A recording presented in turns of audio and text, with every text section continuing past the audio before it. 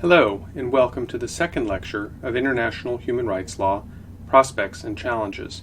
Today, I'll provide a brief introduction to the history of international human rights that will set the foundation for our discussions for the remainder of this course. Specifically, I will talk about the concept of state sovereignty, one of the foundational principles of the international legal system. I'll explain why state sovereignty limited the protections available for individual and group rights prior to the Second World War. Then I'll discuss why the Second World War served as a catalyst for changing and expanding the protection of those rights, and I'll conclude with a discussion of the implications for state sovereignty and the changes thereto. So, first, to begin with state sovereignty, this is the international legal concept that attaches to every nation-state, and it embodies the principle that that country has the right to do what it wants within its borders. Specifically, it has control over the territory within its borders and the individuals who reside there. A corollary to this view of sovereignty is the principle of non-intervention, and that is that other nations don't have any standing or justification to interfere in the behavior of what goes on or the conduct that goes on within the territory of another country. Now, this view, rather absolute view of state sovereignty, colors the protections of rights for individuals and groups, and in fact limits them, because as you can imagine, if the idea is that one state determines absolutely what it does within its own borders, then how it treats its own citizens is not going to be a subject of international concern. Now, as it happens, prior to the Second World War, there were a number of examples of instances where the rights of individuals and groups were protected. I put those four major examples of this on the slide before you.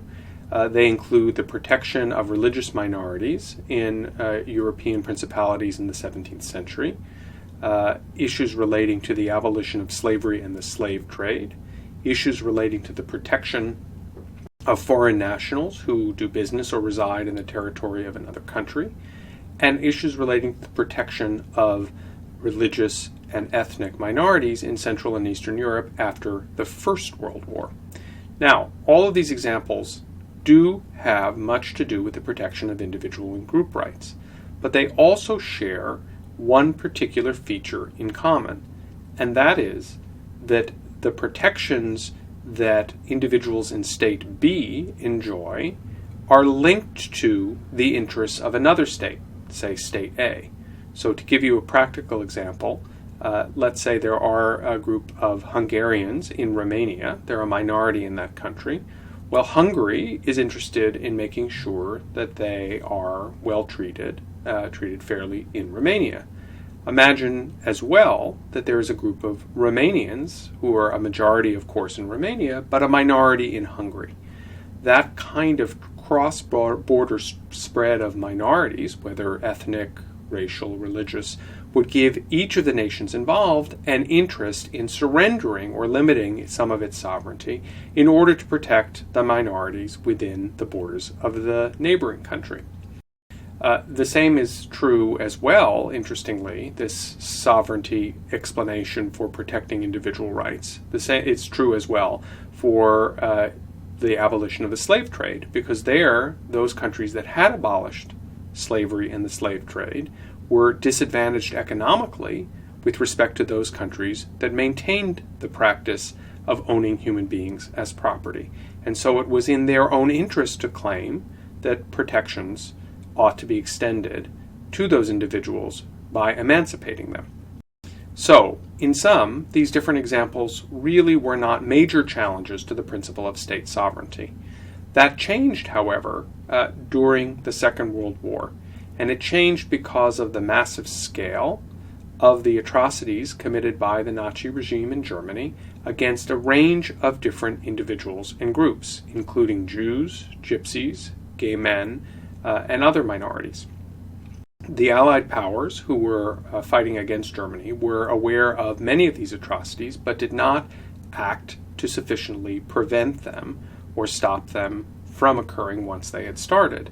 And once the full scale of these atrocities became known after the war concluded, there was tremendous pressure to take some sort of action. And in particular, there was a recognition that domestic laws and institutions that protected individual and group rights were no longer sufficient to prevent governments from abusing, discriminating against, or otherwise behaving violently toward the individuals within their borders. Well, why might that be? Well, for one, it's entirely possible that constitutions that contain individual rights could be suspended or limited. Domestic institutions like parliaments or legislatures could be shut down. The courts could be staffed with judges favorable to the government in power. So in short, none of the domestic institutions were a fully effective guarantee of individual and group rights protections.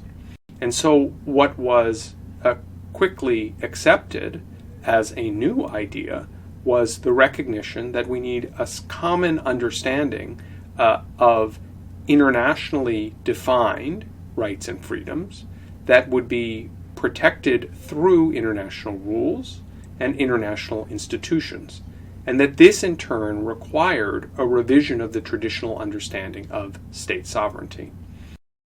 And this idea of rights becoming a limiting principle on state sovereignty is reflected in two different ideas that took hold after the Second World War, and they are the universalization of human rights and the internationalization of human rights. I'll say just a word about each of these before concluding the lecture.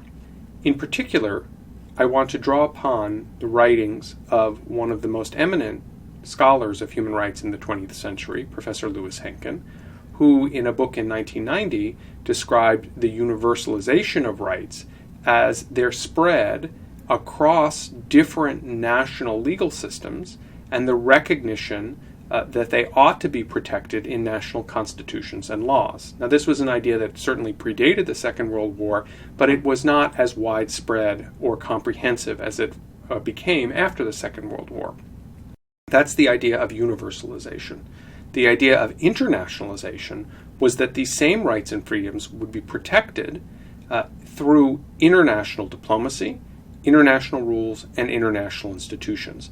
And this in turn served as a limiting principle on sovereignty, because now any nation could say that they had an objection to the way individuals were being treated within another state's borders, even if those individuals were that state's own citizens.